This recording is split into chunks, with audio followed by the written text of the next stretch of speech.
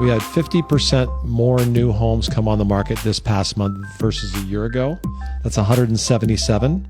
We've had 194 close last month. So we're still having more closings than new homes coming on the market. So that's why it's going up very slowly in terms of that. It's been a while since multiple offers have been the norm, but it could be a very common thing with mortgage rates starting to trickle down. In fact, one current listing had 11 offers recently. Find out where in the current September market report episode of the Slow County Real Estate Podcast with Hal Sweasey. Give him a big hand, ladies and gentlemen. Okay, so a husband and wife go to the doctor, right? And Earl and Marybelle, and Earl can't hear at all. So the doctor sits him down, and doctor says, so Earl, we're going to have to run some tests. And he goes to Marybelle, what do you say? He says, they're going to have to run some tests. Oh, okay, good. He goes, we're going to have to get a blood test. And Earl goes, what? Wife goes, they're going to have to draw some blood. Oh, okay, good. And then the doctor goes, then we're going to do an EKG. We're going to check your heart out. And Earl goes, huh? And the wife goes, you're going to walk on the EKG. They're going to test your heart. Oh, okay, good.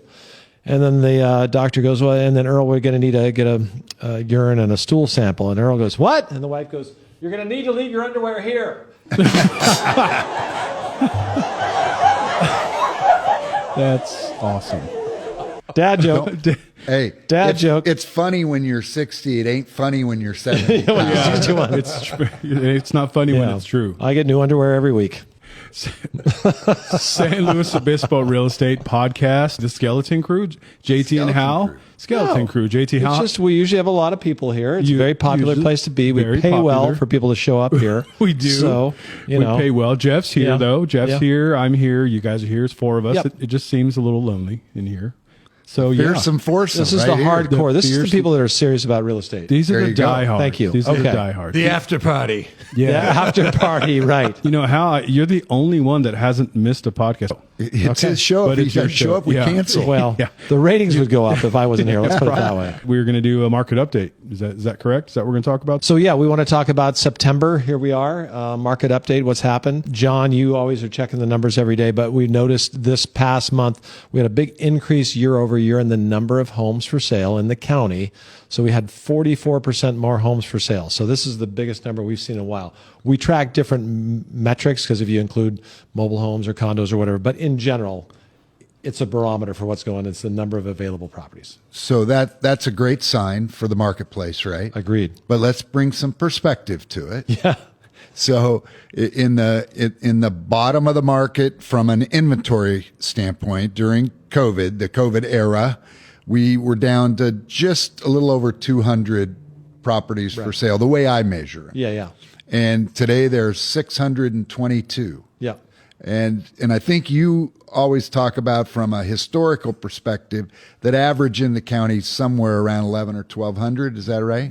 Depending on how far, but yes, it's still low. So it's still low, but Yes. the market's trending in a direction to be a more healthy market for buyers and sellers. Absolutely. Yeah, that's great. And you got to think, again, it's a county of 250,000 people.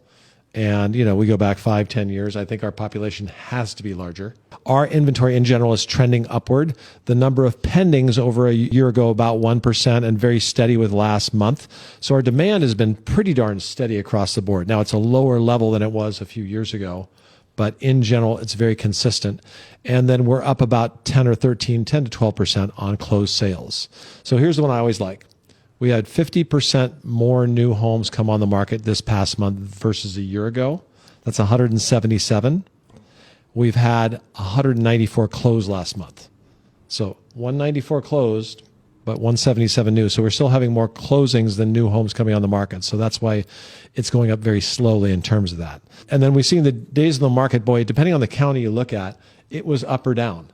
But in general, there are more days on the market. What does that mean for the marketplace? It tells me that, if houses are sitting on the market a little longer, that the sellers need to be a little more patient. I think I heard you say recently that a few years ago, you could tell in the first 7 days whether you got the price right. Yeah. And now it may take 3 weeks to a month. Yes. So that's what I'm taking away. But you're the expert. Is that No, that's exactly what it is. Yeah. Okay. And where you might have had a house that would have gotten, we'll just call it 5 or 6 offers. It's very popular and high demand type of property. Now you may get 1 or 2. Although we had one in Los Osos, we got 11 offers. 11. 11. I hadn't heard that. Yeah, seller was very happy. So here's what we do know. Certain homes are not selling as quickly as they used to. We're seeing more homes getting adjusted after their original price. For property owners, what I got to tell you is this. Your entry level on the market, that price you pick is very, very important. You know, there's things you can control when you sell your house. One is the condition, and we can control what the yard looks like, how cleanly it is. You can even control the fixtures and the finishes if you want to invest a lot of money, and you can control the condition and you can control the price. But certain things you can't control. I mean, the lot size, the view, those types of things, those locations will make a difference. So certain types of properties have more demand, but as a seller, we try to control the controllables, the price and the condition. That's going to affect the response in the marketplace. Imagine if we have this steady demand and the Federal Reserve makes a big drops in rates. What do you think that's going to do to the demand? Well, just a few weeks ago, we had Albert Meggers with us, and I used this term another time because I heard it from him, the zombie apocalypse of buyers. No, that's a great visual, right? Yeah. You know, I mean, and he showed us a graph that showed, you know, the lower number of transactions for the last couple of years, which means there's pent up demand out there. There are a lot of people just waiting because they want to move, but they've been reluctant to move. They're waiting for something to change. They're waiting for something to change, and it's changing. Yeah. So this is very interesting. And here we are, we're in the day-to-day, and a lender gave an example of the difference between what the rate was, you know, June, July, or whatever. You were well into 7%. And I called a lender that same day, and he said, yeah, with 1 point, you can get 5.875%. So here's something to consider. Rates not that long ago were 7.5%. If you paid 1 point and you got a $750,000 loan, so $7,500, you could get 5.875. So on a $750 loan, down to 5.875 on a $750 loan. Jeff, I'm going to put you on the spot. Oh gosh. Just guess. I mean, there's no right or wrong. Just for context, what do you think the difference in the payment would be? I'll say $600. Okay, 600 is a good guess. It's actually $1,100. Wow. $1,100, right? That's already happened. Like, people see, here's the thing, and we all listen to it, and what's on the news if you listen to any business news? The Fed. Mm-hmm. People already were predicting this is going to happen, so mortgage rates adjust to other things than the Fed. So if you're a buyer and you're thinking of buying and you haven't talked to your lender or whatever, I do this every day. I was surprised that there was that big a difference. Double check with your lender, see what you qualify for, because if somebody says to me, yeah, I'm going to wait for the Fed to drop the rates, and they do, well, it's already happened. If you were waiting at 7.5% and somebody told you at that time in a couple of months, it's going to be, you can get 5.875, and that happened, do you have an excuse anymore? No, and you get out ahead of everybody else too, right? I mean, like if this zombie apocalypse happens, and you're, as somebody who bought during a zombie apocalypse, it's not fun for your family life. You know, you look much better now that you own a house. The zombie portion has gone away. Just the apocalypse is still on. You're like, you know, like trying to slash people's tires on the way to the listing showing, you know, you're like, here's a question for you. Here's a question for you, Hal. You're that person that's got a 6.99 rate. Mm-hmm. And you could pay a point today and get 5.875. Mm-hmm. You could not pay a point and get 6 1/4. What would you do? For me personally? Yeah, what would you do? I would probably, well, I wouldn't pay a point now because I have a sense that rates are going to go lower. Yeah, that was what I was thinking. Yeah. That's why I asked the question. Yeah. So we've seen a change in the marketplace, a few more homes for sale, probably because rates are getting a little bit more attractive. More people are not as concerned about giving up their rate. Let's talk about the thing we've been talking about for a while. Wait a second. I got a question. Let's go back to no more questions. 11 offers. Yes. 11 offers. How far over the list price did that property go? The comps showed between 630 and 650. Okay. Good location, been a rental, got cleaned up some, and we priced it at 650. And I said, you're going to have a good chance of multiple offers. And we got $726,000 as is. meaning we had a termite and home inspection. There were things on it. The buyers didn't ask for anything. So there are no contingencies on. Zero contingency. Oh, wow. Well, good. Well, there was good a for house the- sale contingency, Okay. but it was. But there's not it a was contingency on the condition of that property. No, they had all the reports. The seller was smart, invested the money, got it to them. So they got rid of, they didn't have the request in the middle of escrow because the buyer removed all contingencies. They're selling a house that's already in escrow. And the buyer on that house had no contingencies. So this is interesting for a seller because it was about $26,000 to $28,000 more to give that buyer 30 days, which is now they shortened it to 21, but to go, I'm comfortable with the contingency for an extra $28,000. And at the end of the 30 days, if I don't get it, we'll put it back up for sale and I'll go with the 700. Okay. Right. Well, good for your seller. So I'm just saying, people say contingencies. What's that mean? It's not always bad. And sometimes it's worthwhile to wait a bit. I got one more data point for you. That's just our team. Yes. And that's through 8 months, the average sales price on your escrows only. So it's a very small number, probably not statistically relevant, but worth sharing. Yep. Your average sales price was $1,185,000. Okay. And a year ago, for the entire year, it was $1,104,000. That's a 7.5% increase in sales volume. Average price. Yep. Average price. Am I saying that home values have gone up 7.5% in San Luis Obispo County? No, I'm not saying that. I'm just saying that our small statistic shows that home values in this county are still continuing to move forward. Yeah, depending on the property. We some up and some down. But yeah, that's so interesting because I remember my average price, let's call it 1994, which is great, 30 years ago roughly, was not $1,185,000. It was $185,000. Wow. Well, And that wasn't mine. That was just the county because when I first started in the insurance business, my average homeowner's premium was $200 a year. Yes. Yeah, and now What? it's significantly more than that. 4,000. What is 200? Yeah, it's big. It's a lot. Okay. Right Good. now, I'd hate to even estimate what they are now Yes. with the crisis we've got in that industry. But that's for another day. Yes. What That's was the next question. on our topic? So the list last today? thing too is some people have heard about it. It's not in the news as much, but in real estate, it's been a concern is how do we negotiate and navigate the changes made in the structure of how transactions are done. Oh yeah, And the it's the National Association of Realtors ruling. Thank you. Yeah. So there's forms that I'm going to say more affect a buyer than a seller. So if you're going to go look at a piece of property, instead of just jumping out and meeting an agent there's a form you sign. It's a buyer broker agreement that talks about what kind of relationship are we going to have? Is it going to be for one property, 3 properties? How long a term it's going to be? What kind of property is going to be in there? And potentially what a buyer could be paying their agent. They wanted to break it out. I look at it as like you used to pay for an airline ticket and it's $500, but now it's $500 plus you got to pay the fuel fee and the baggage fee, right? So there's just add-ons. And, I always thought it was always tough enough for buyers in a marketplace between higher interest rates, between higher insurance rates, between the prices having gone up to quote unquote potentially saddle them with paying the commission now. On paper, the seller pays the commission, right? Right. That's on paper. Yes. For accounting purposes, the seller pays the commission. Yes.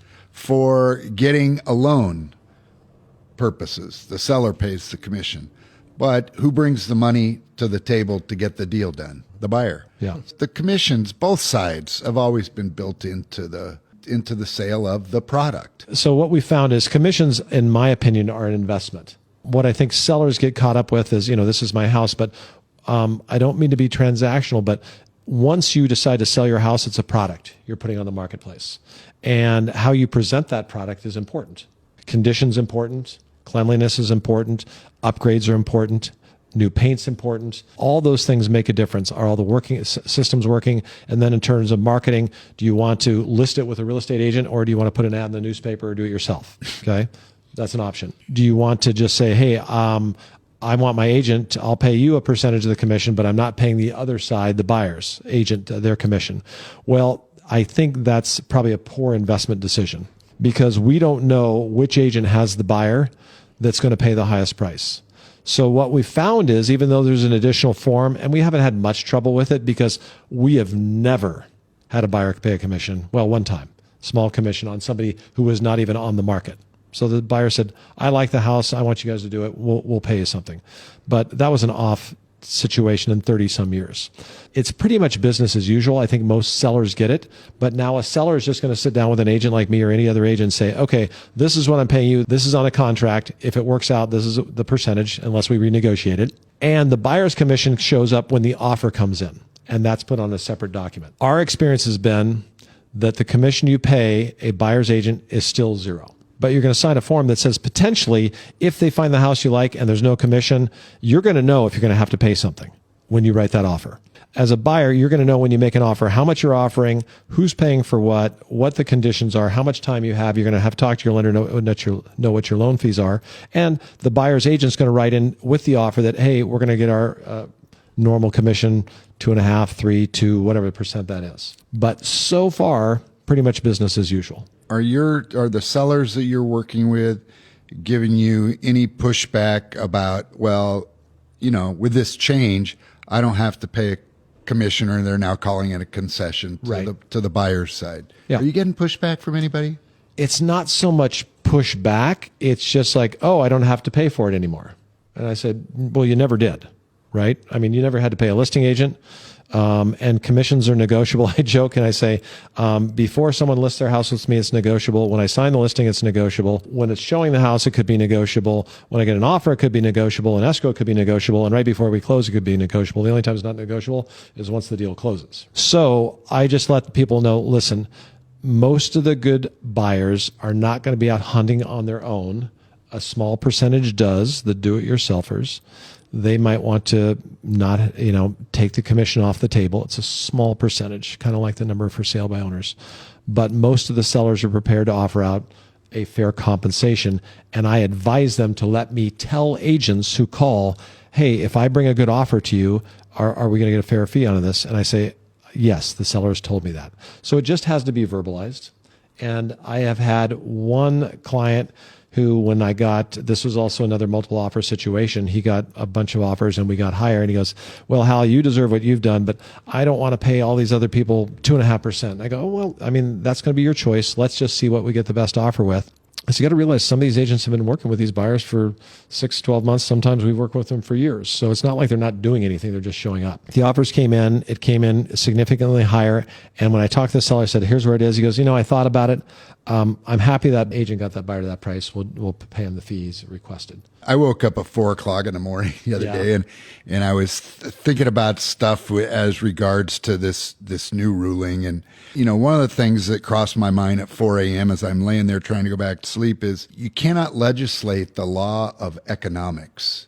You can try, but it never works. And you look at regulations of business. If you were a car dealer and the government said to you, you must sell each car for $100 less than you paid the manufacturer for the car, how long would you be a car dealer? Yeah. And so you can't legislate the law of economics. You can't stay in business if your revenue is less than your expense, your cost of doing business. Back to the point you were making, if I have a product to sell and I don't have any incentives, and there's a product right next door, similar product, that's offering incentives, which product's going to sell? Yeah. I know you've done a good job of helping your sellers understand that in order to get their products sold, they need to offer some type of incentive to the other side of the equation, meaning the buyer's side. Yep. And those who don't are probably going to be sitting there in their house 3 weeks later going, how come I'm not getting any offers? They're at a disadvantage. Yeah. And then they speak with their agent and they go, well, maybe I should offer an incentive. Mm-hmm. Okay. So now they include an incentive, but the house has been sitting for 3 weeks or a month. And what happens when a house has been sitting for 3 weeks or a month? They might offer less or. Yeah. They're going to get offered less, or they're going to have to give a price reduction to get an offer, right? It really doesn't have anything to do with the NAR ruling. It has more to do with the law of economics. Right. And then one of the other parts of the NAR ruling is the restriction on communication in the multiple listing service, which, I'm not a fan of overregulation, so I'll say it. I'm not a fan of this ruling. Right. But I think it's just hurting the public and it's hurting the industry. Now, the industry has got a workaround. And I think, again, 4:00 in the morning, I'm thinking about our core values, right? And I'm thinking about one of our core values is we're going to collaborate and give expert advice. What I'm seeing is it's really enhancing your ability to collaborate with other professionals in the community because it's requiring greater communication. It does. That's a good thing. And one of the other parts of the core values is your desire to, not even desire, but the fact is you're a local market expert. And I was thinking, wouldn't it be great if you were known and respected in the real estate community for being the leader who helps their sellers understand the law of economics and who's willing to communicate with your fellow agents in the community that are going to bring you great buyers, that, hey, there's plenty in there for everybody to make a living. Right. I mean, I did go back to sleep then. Well, soundly? Yeah, right? No. You just brought up something that's important. I mean, if a buyer's looking at 3 houses and on 3 of them he doesn't have to pay a fee and on one of them he does because the seller's not, you're at a disadvantage. Absolutely. Right? Again, I would think of the airlines, our tickets are $500 or the other line, well, it's $500, but when you get to the desk, we'll tell you about the other fees that you're going to have to pay. Nobody likes that. So we just want to be transparent. We want to provide a venue that's, it makes a complicated process as simple and clean as possible, because if we can simplify it, then it makes it easier and less stressful. So we have a bunch of paperwork. I didn't bring all of the documents, but we get new documents every week, and this is another one. And we still manage, but it's still between a buyer and a seller, and making sure we can put them together so that they get what they want. And at the end of the day, that's where we get our psychic income and our actual income. I had many great mentors in business as I was growing up through the ranks, and I was taught this term, business realities, and another term, leadership courage. Right. And I think this whole ruling has really worked in your benefit within the real estate community, because you have the leadership courage to discuss the business realities of the day. And so, many people in the industry have been worried about this thing. And I said, I don't like it.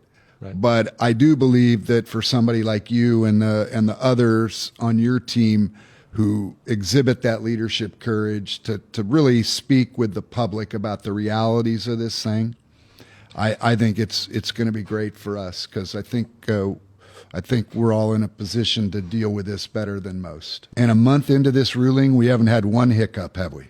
Nope. Hey, bring it on. Yeah. Whatever you, just bring it on. Let's have another one. Yeah. Okay. Yeah. All right. So that does it for September, end of the month. I'm proud of you guys. Just you two in there getting it done. Yeah. Oh, there you go. Getting a great job, gentlemen. You did an excellent job, like you've done this before. So proud of you guys. Hey, this is fun. Are you kidding me? Yeah, I know. We're just missing the table with something to drink right there. Yeah, we're missing Bobby. Yeah, that's right. She'll be here next week. You tell her I gave her a shout out. I will. Yeah, I will. She probably doesn't watch podcasts, but anyways. All right. She finds it boring. Don't tell her I said that. Don't tell her I said that. All right, guys. Thank you. Everybody that listens to us online in your apps, thank you so much. Don't forget about YouTube. Please subscribe and watch us wherever you can. And thank you much. And Hal, just real quickly, we don't say this all the time. How do people get a hold of you if they want to? Well, subscription is free, right? Subscription is free. Okay, good. Yeah, no charge for that.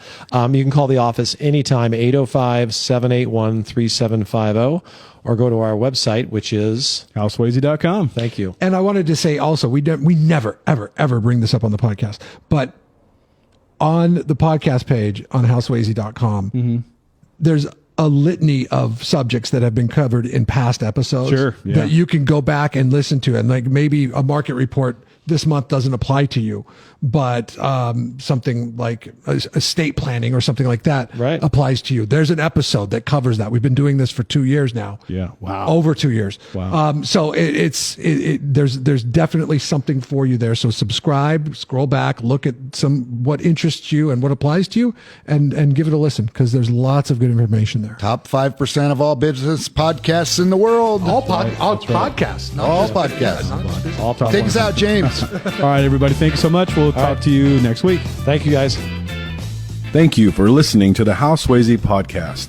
Be sure to subscribe and rate this podcast. Check for it in your feed for the latest information on the San Luis Obispo County market. The Slow County Real Estate with Hal Sweasey podcast is available wherever you get your podcast and on halsweasey.com, where you can find current listings and other real estate tips. halsweasey.com, that's HALSWEASEY.com.